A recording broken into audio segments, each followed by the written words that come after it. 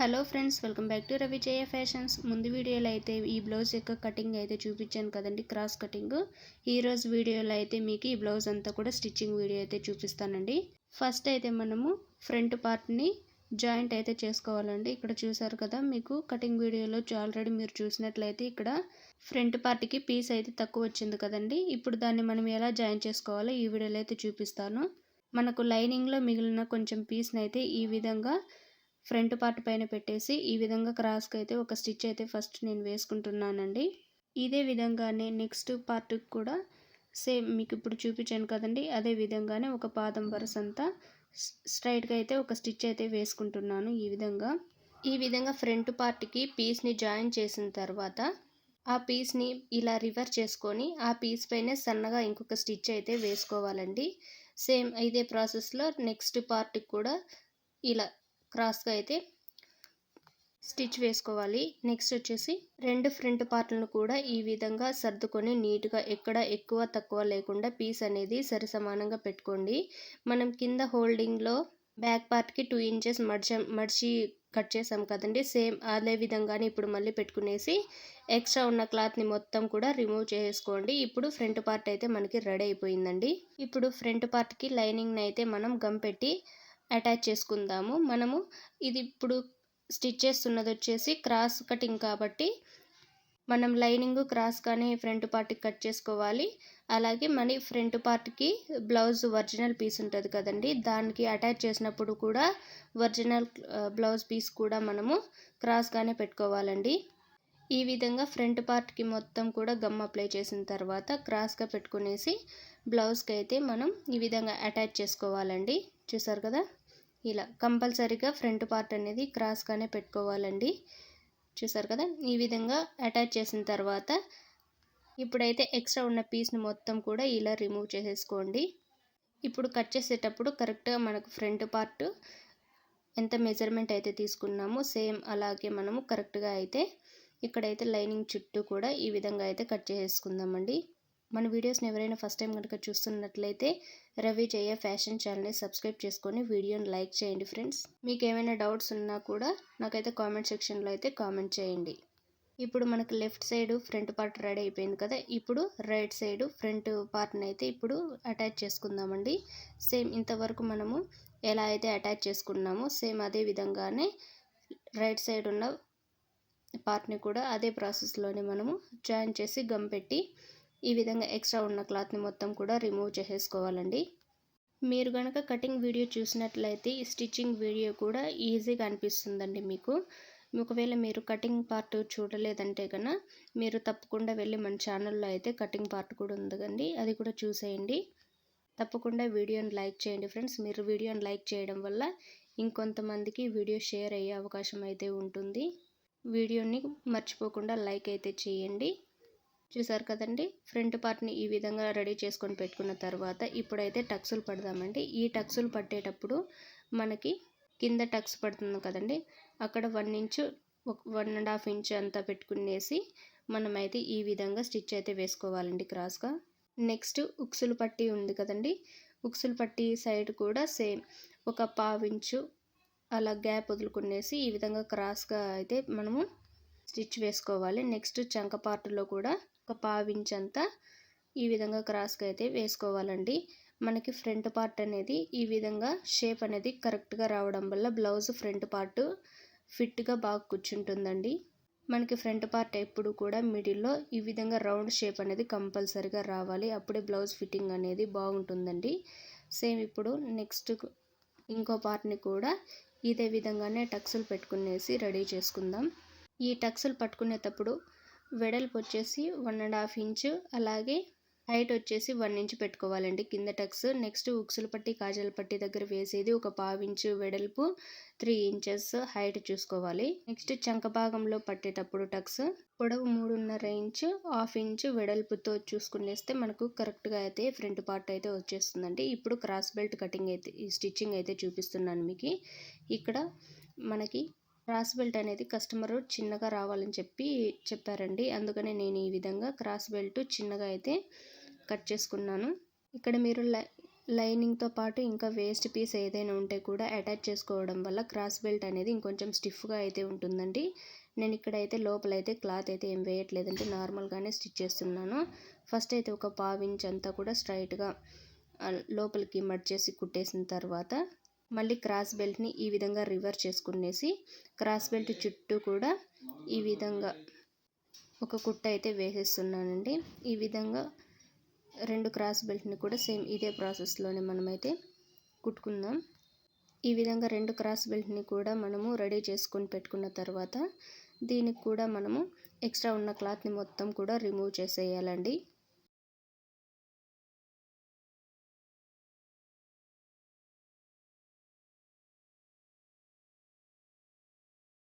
చూసారు కదా, ఈ విధంగా ఎక్స్ట్రా ఉన్న క్లాత్ని మొత్తం కూడా నీట్గా రిమూవ్ చేసేయండి. వీడియోని ఎక్కడ స్కిప్ చేయకుండా చూడండి. ఇప్పుడైతే క్రాస్ బెల్ట్ని ఫ్రంట్ పార్ట్కి జాయింట్ అయితే చేస్తున్నాను. మనం క్రాస్ బెల్ట్ని ఫ్రంట్ పార్ట్కి జాయింట్ చేసేటప్పుడు ఫ్రంట్ పార్ట్ అలాగే క్రాస్ బెల్ట్ రెండు కూడా సీదా వేసుకోవాలండి. సీదా వేసుకొని ఒక పావించు అట్లాగా గ్యాప్ వదులుకునేసి క్రాస్ బెల్ట్ని ఫ్రంట్ పార్ట్కి అయితే అటాచ్ చేయాలి. మనము ఫ్రంట్ పార్ట్కి క్రాస్ బెల్ట్ని అటాచ్ చేసేటప్పుడు కింద మనకి లోపల టక్స్ పట్టాం కదండి, కింద సైడు ఆ టక్స్ క్రాస్ బెల్ట్ని స్టిచ్ చేసేటప్పుడు లోపలికి మలిచేసి స్టిచ్ చేసుకోవాలన్నమాట.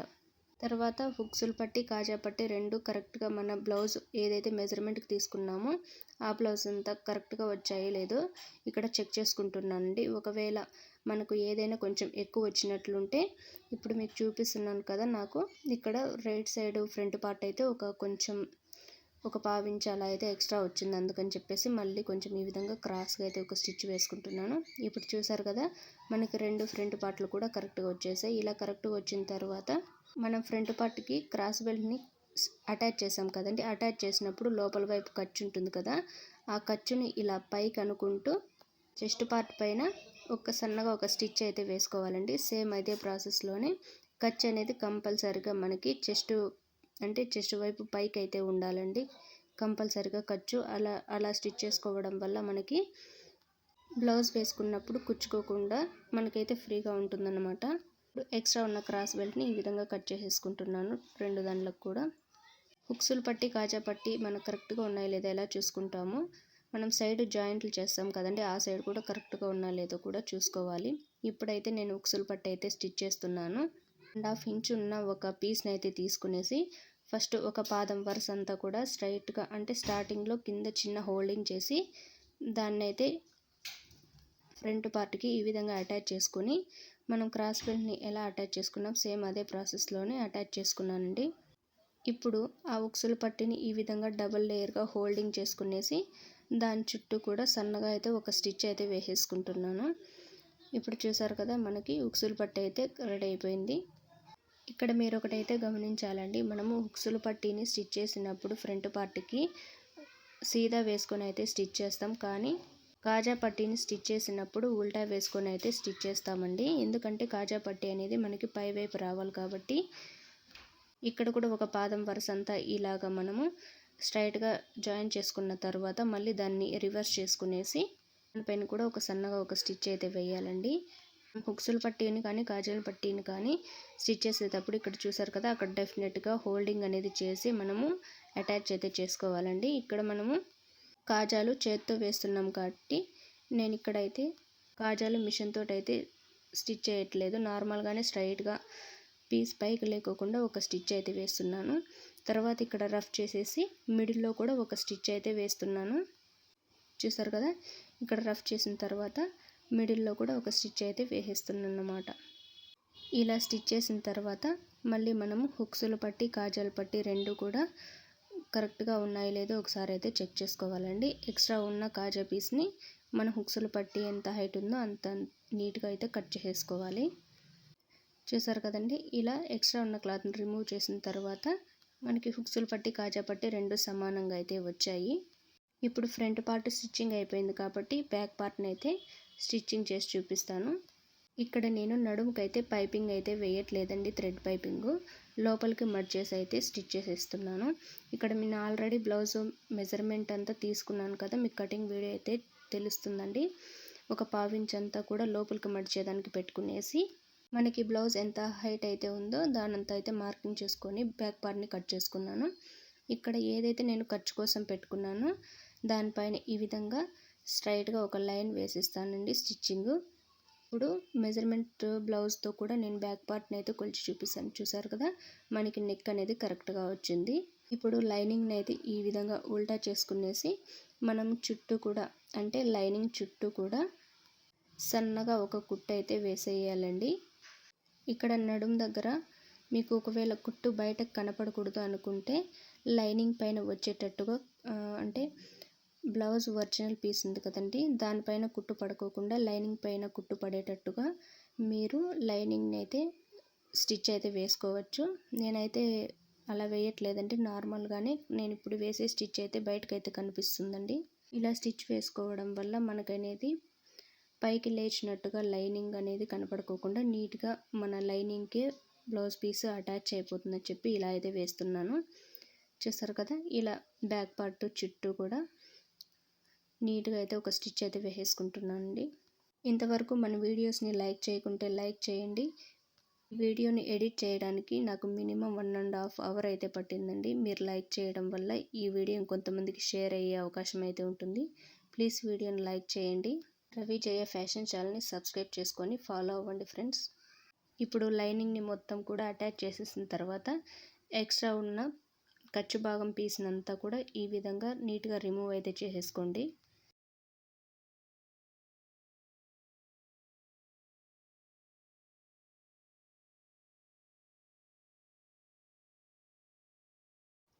చూసారు కదండి, ఎక్స్ట్రా ఉన్న పీస్ని అంతా కూడా రిమూవ్ చేసిన తర్వాత మనకి బ్యాక్ పార్ట్ నెక్ అయితే ఎంత డీప్గా ఎంత రౌండ్గా వచ్చిందో.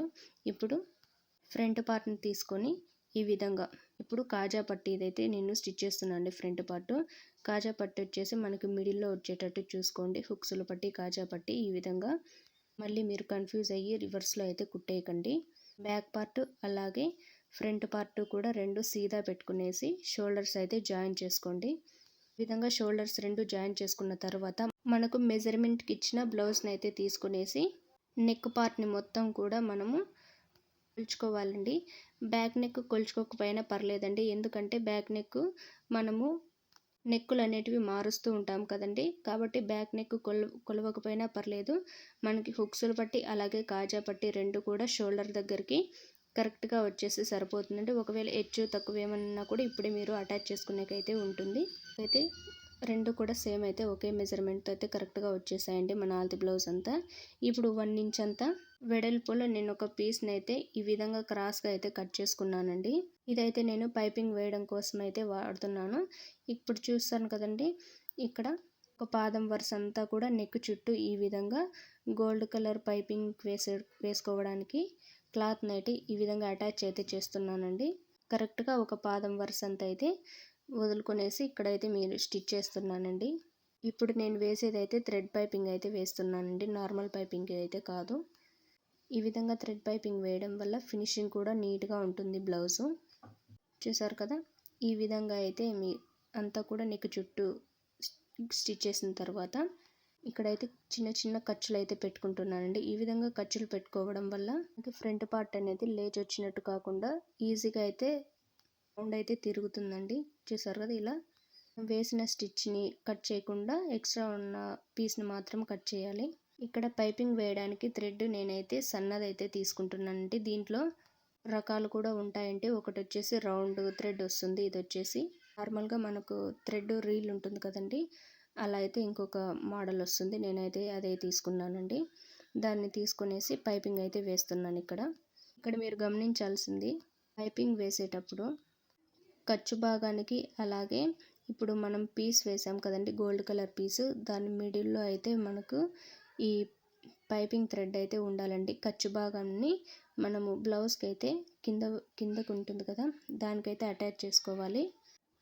మనకి గోర్ ఈ విధంగా చూసారు కదా, ఈ విధంగా గోరుతోటి ఈ విధంగా లాగినట్టు పట్టుకుంటే మనకి థ్రెడ్ నీట్గా అయితే వస్తుందండి. చేతిలోకి థ్రెడ్ అనేది నీట్గా రౌండ్ తిరిగినట్టుగా మనకు కనిపిస్తుంది. ఖర్చు భాగాన్ని అయితే కిందికి అంటే థ్రెడ్ కింద వేసేసి మనమైతే క్లాత్ని ఈ విధంగా నీట్గా మలుచుకుంటూ థ్రెడ్ పైపింగ్ అయితే చేయాలండి. ఈ ప్రాసెస్లో వేస్తే మీకు కరెక్ట్గా అయితే థ్రెడ్ పైపింగ్ ఫినిషింగ్ అనేది నీట్గా వస్తుందండి. మీకు ఒకవేళ ఇక్కడ అర్థం కాకపోతే థ్రెడ్ పైపింగ్ గురించి మన ఛానల్లో చాలా వీడియోస్ అయితే ఉన్నాయండి. ఒకసారి వెళ్ళి మన ఛానల్లో అయితే విజిట్ చేయండి.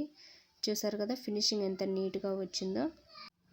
చూసారు కదండి, ఇది ఫ్రంట్ ఎంత రౌండ్గా తిరిగిందో. ఇంకా ఇలా మిగిలిన పీస్ని అంతా కూడా సేమ్ ఇదే ప్రాసెస్లోనే అంతా కూడా మనకు అటాచ్ చేయాలి. ఇక్కడ చూసారు కదండి, 2 వేళ్ళతో పట్టుకుంటే మనకి నీట్గా థ్రెడ్ అనేది చేతికి అయితే దొరుకుతుంది. ఈ విధంగా నీట్గా అయితే చూసుకుంటూ మనమైతే థ్రెడ్ పైన కుట్టు పడుకోకుండా నీట్గా అయితే మనము స్టిచ్ అయితే వేయాలండి. ఇలా నెక్ చుట్టూ కూడా థ్రెడ్ స్టిచ్ చేసిన తర్వాత ఇప్పుడు మనకి లోపల ఎక్స్ట్రా ఉన్న క్లాత్ ఉంది కదండి, గోల్డ్ కలర్ పీస్, దాన్ని ఈ విధంగా డబల్ హోల్డ్ అయితే చేసుకునేసి దానిపైన అయితే ఒక పాదం వరుస అంతా కూడా నీట్గా స్టిచ్ అయితే వేసేయాలండి. థ్రెడ్ పైపింగ్కి మనము పీస్ని 1 ఇంచ్ వెడల్పు తీసుకుంటే సరిపోతుందండి. ఎక్స్ట్రా అయితే అవసరం లేదు. కరెక్ట్గా నేను ఇక్కడైతే 1 ఇంచు లేదా 1.5 ఇంచ్ అయితే తీసుకుంటే సరిపోతుంది. అంతకు మించి అయితే ఎక్కువైతే తీసుకోకండి.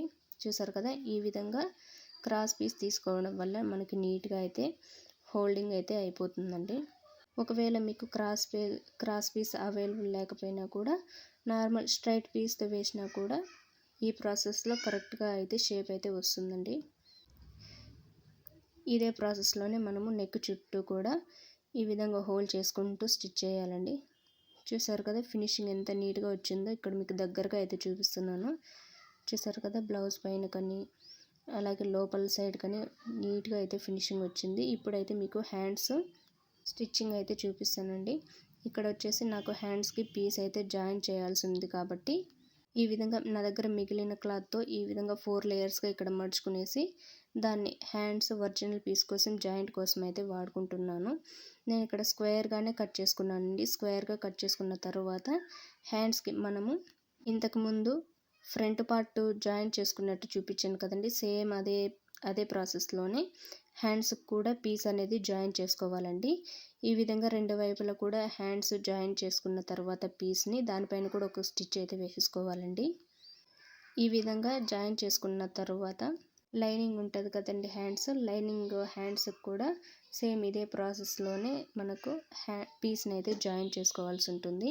హ్యాండ్స్కి అయితే కంపల్సరీగా అయితే పీస్ పడుతుందండి, లైనింగ్ పడుతుంది. అలాగే మన బ్లౌజ్ ఒరిజినల్ పీస్కి కూడా కంపల్సరీగా జాయింట్స్ అయితే పడతాయండి.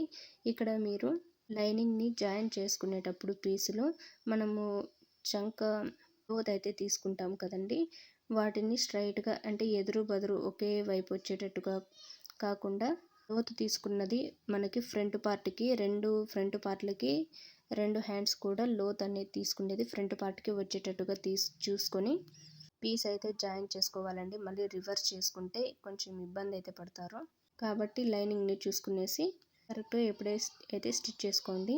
ఇప్పుడు ఎక్స్ట్రా ఉన్న క్లాత్ని మొత్తం కూడా నేను ఈ విధంగా క్రాస్గా అయితే కట్ చేసేసాను.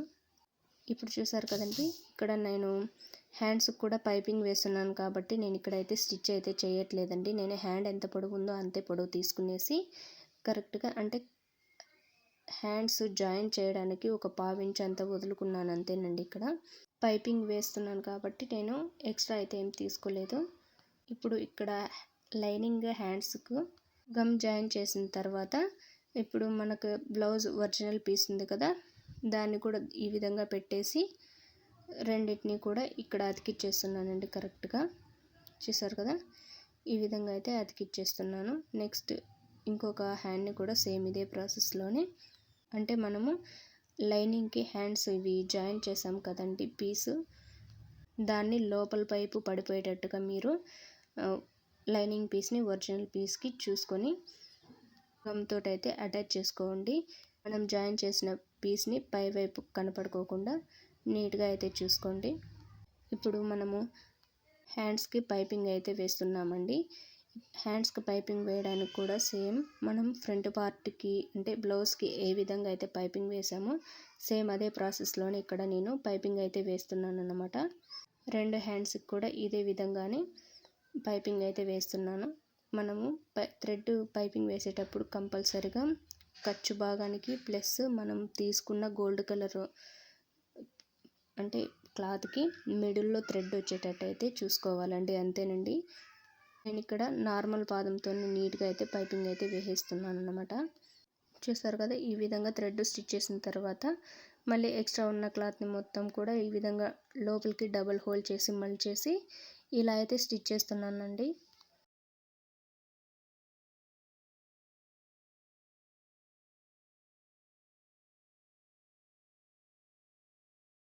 చూసారు కదా, ఇదే ప్రాసెస్లోనే 2 హ్యాండ్స్ని కూడా థ్రెడ్ పైపింగ్ వేసేసి రెడీ చేసి పెట్టుకోండి. ఇప్పుడు వచ్చేసి మనం హ్యాండ్స్కి లోతు తీసుకున్నాం కదా, లోతు తీసుకున్నవి కంపల్సరిగా ఫ్రంట్ పార్ట్ సైడ్ వచ్చేటట్టుగా చూసుకునేసి ఒక 1/2 ఇంచ్ అంత గ్యాప్ తీసుకునేసి హ్యాండ్స్కి ఈ విధంగా డబల్ లేయర్లో అయితే మీరు స్టిచ్ చేసుకోవాలండి. హ్యాండ్స్కి డబుల్ స్టిచ్ అయితే కంపల్సరిగా వేసుకోవాలి. ఇక్కడ చూసారు కదా, నేను ఒక 1/2 ఇంచ్ అంత గ్యాప్ వదులుకునేసి ఇక్కడ డబుల్ స్టిచ్ అయితే హ్యాండ్స్ రెండు కూడా జాయిన్ చేసేస్తున్నాను. ఇక్కడ మీకు కనుక టైలరింగ్ అంటే ఇంట్రెస్ట్ ఉంటే మన ఛానల్లో టైలరింగ్కు అంటే బిగినర్ టైలరింగ్కు సంబంధించిన ప్రతి ఒక్క వీడియో అయితే మన ఛానల్లో అయితే ఉందండి. ఇంతకీ ఈ వీడియో ఎలా అనిపించిందో నాకు తప్పకుండా కామెంట్ అయితే చేయండి ఫ్రెండ్స్. మీరు చేసే ఒక కామెంట్తో నా వీడియో ఒక్కరికైనా ఉపయోగపడిందని చెప్పి నేనైతే హ్యాపీగా అయితే ఫీల్ అవుతానండి. తప్పకుండా కామెంట్ చేయండి. వీడియోని లైక్ చేయడం మాత్రం మర్చిపోవద్దు ఫ్రెండ్స్. ఒకవేళ మీకు నేను చెప్పే విధానం కనుక అర్థమైనట్లయితే కంపల్సరిగా మన ఛానల్ని సబ్స్క్రైబ్ చేసుకొని ఫాలో అవ్వండి. చూసారు కదా, హ్యాండ్స్ ఇక్కడైతే ఈ విధంగా జాయిన్ చేసేసాను. షోల్డర్కి నేరుగా అయితే వచ్చింది కదండి హ్యాండ్. సేమ్ ఇదే ప్రాసెస్లోనే ఇంకో వైపు కూడా హ్యాండ్ని అయితే ఇక్కడ మీకు జాయిన్ చేస్తున్నానండి.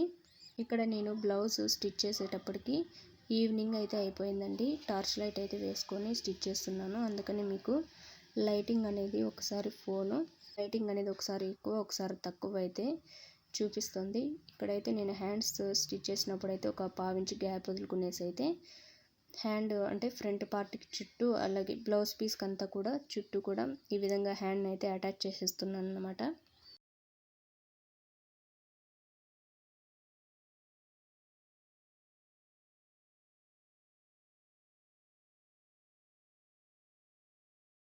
చూసారు కదండి, ఈ విధంగా డబల్గా ఒక స్టిచ్ అయితే హ్యాండ్స్ చుట్టూ కూడా వేసేసుకుంటే సరిపోతుంది. మనకి స్టిఫ్గా అయితే హ్యాండ్ బ్లౌజ్కి అటాచ్ అయిపోతుంది.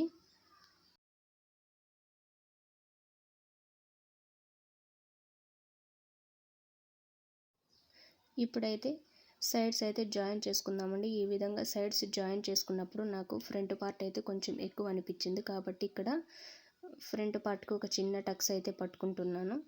చూసారు కదా, ఈ విధంగా టక్స్ పట్టుకొని కొలుచుకున్న తర్వాత నాకు రెండు కూడా కరెక్ట్గా అయితే సరిపోయాయి. తర్వాత ఈ విధంగా ఫ్రంట్ పార్ట్లో క్రాస్గా ఫస్ట్ స్టార్టింగ్లో అయితే చిన్నగా రఫ్ చేసి ఈ విధంగా front part back part hands joint ఒకే దగ్గర వచ్చేటట్టు చూసుకొని అలాగే హ్యాండ్స్ కూడా ఎక్కువ తక్కువ లేకుండా నీట్గా ఉండేటట్టు మీరు స్టిచ్ చేసేటప్పుడు అయితే చూసుకోవాలండి. ఇలా సైడ్స్ స్టిచ్ చేసుకున్న తర్వాత హ్యాండ్స్కున్న ఎక్స్ట్రా పీస్ని మొత్తం కూడా కట్ చేసేసాను. సేమ్ ఇదే ప్రాసెస్లోనే రెండు వైపు కూడా చూసుకుంటున్నాను. ఇక్కడ కూడా నాకు ఫ్రంట్ పార్ట్ అయితే ఒక 1/2 ఇంచ్ అలా ఎక్స్ట్రా వచ్చింది. తర్వాత ఇక్కడ కూడా అయితే ఒక టక్స్ అయితే పట్టేసుకున్నానండి.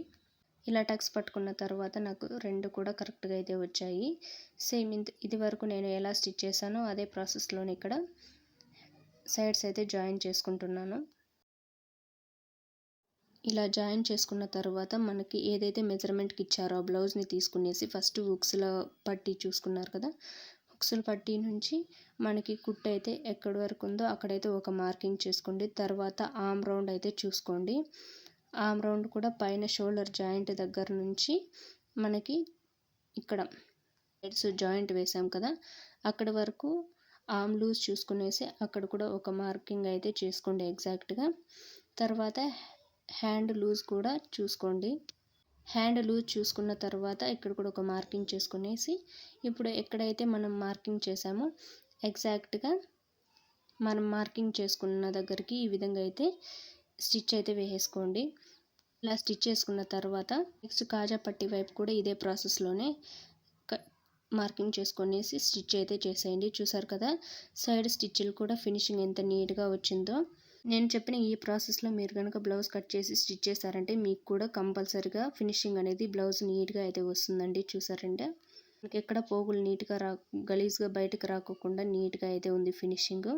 సైడ్స్ జాయింట్ కానీ కింద బ్లౌజ్కి హోల్డింగ్ చేసే పద్ధతి కానీ పైపింగ్ కానీ అంతా కూడా పర్ఫెక్ట్గా ఉంటుంది. చూసారు కదండి ఇక్కడ ఇంత ఫినిషింగ్ అయితే నీట్గా వచ్చింది. అలాగే మనకి చంక భాగంలో చూసుకుంటే కంపల్సరీగా మనకి ప్లస్ సింబల్ అయితే వస్తుందండి.